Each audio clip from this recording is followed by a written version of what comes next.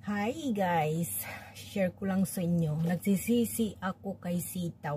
Ang laki ng pagsisisi ko kasi dapat nung nalaman ko or narinig ko na yung about kay sitaw is dapat inumpisahan ko na. At dapat doon ko nilagay yung aking puhunan na ginamit sa ibang negosyo.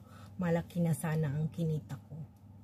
Ang laking sisi ko. Kaya kayo guys, kung nagdududa pa kayo, umpisahan na ninyo kasi magsisisi kayo. Sayang yung panahon.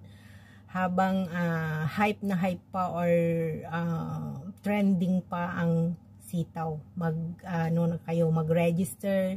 Ilalagay ko sa aking link, sa aking description ang aking referral code or link. Gamit na lang ang aking referral code at mag-umpisa na kayo para hindi kayo magsisi kay sitaw.